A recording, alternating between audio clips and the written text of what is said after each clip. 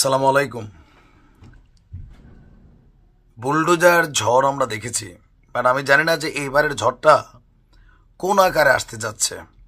বিশেষ করে বাংলাদেশ আওয়ামী লীগের জন্য সবচেয়ে গুরুত্বপূর্ণ যে স্থানটা টুঙ্গিপাড়া, 32-এ বুলডোজার ঝড় আপনারা দেখেছেন।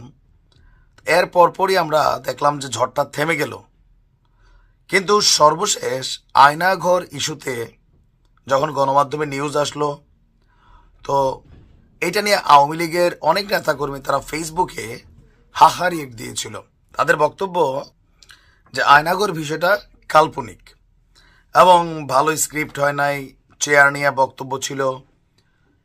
প্রায় 47% মানুষ আয়নাঘরকে বিশ্বাস করে নাই, এটা একটা জরিপ বলছে। তো এই জরিপ দেখার পরে পিনাকি দাদা তিনি যথেষ্ট চেইতা গেছেন। ওনার বক্তব্য হচ্ছে আয়নাঘর ইস্যুতে যারা হাহারি এক দেয় এরা সবাই আওয়ামী লীগের ফ্যান ফলোয়ার।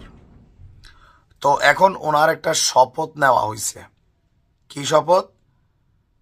যে এই 32 ভাঙ্গার ইস্যুতে যারা সামাল দিতে পারে নাই তারা নতুন আর একটা চ্যালেঞ্জ দেয়। চ্যালেঞ্জটা হচ্ছে কি, যে টুঙ্গিপাড়া আওয়ামী লীগের যেই ঘর বলা হয় বা কি বলা হয়, যে বঙ্গবন্ধুর সমাধি, সেই টুঙ্গিপাড়াকে ঘুরিয়ে দিয়ে ফ্যাসিবাদের শেষ চিহ্ন মুছে দিবে পিনাকি। তার বক্তব্যকে আমি শপথ নিলাম তোদের টুঙ্গিপাড়া ঘুরিয়ে দিব। তা আপনার কি মনে হয় যে টুঙ্গিপাড়া ঘুরিয়ে দেওয়ার মতন শক্তি আসলে কি পিনাকির আছে? আমার মনে হয় নাই। 32 ভাঙার পরে ডক্টর ইউনূস সরকার যেই পরিমাণ সমালোচিত হয়েছে, দেশে বিদেশে মৌলবাদের উত্থান, নানান কিছু নিউজ হয়েছে। সরকার পরবর্তী সময়ে সেটা নিয়ে দুঃখ প্রকাশ করছে।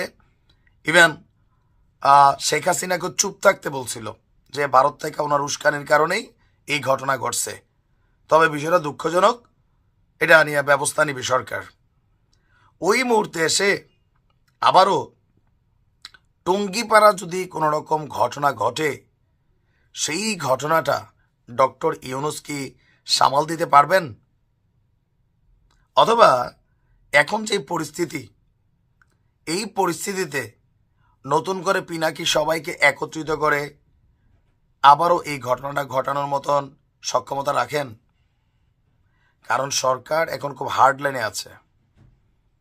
এর পাশাপাশি বিএনপি বলেন, অন্যান্য দলগুলো বলেন, কম বেশি সবাই কিন্তু 32-এর ঘটনা, বুলডোজার ঝড়, এগুলো নিয়ে আলোচনা সমালোচনা করেছিল। একটা পর্যায়ে এসে বিষয়টা সামাল দেওয়া যাচ্ছিল না। এখন আবার নতুন করে টুঙ্গিপাড়া ঘুরিয়ে দেওয়ার বা যে ঝড়ের কথা তিনি বলছেন, আবার একদিকে মনে হয় 32 নিয়েও তিনি কয়েক মাস আগে একটা বক্তব্য দিয়েছিলেন, ঘটনা ঘটাই দিয়েছেন তলে তলে। এইবারও আবার আওয়াজ টাওয়াজ ছাড়াই নাকি ঘুরাই দিবে। তবে এরকম কর্মকাণ্ডগুলো দেশে অস্থিতিশীলতা তৈরি করবে। ভবিষ্যতে অনেক কিছু হয়তো আমরা দেখব। ভালো থাকুন।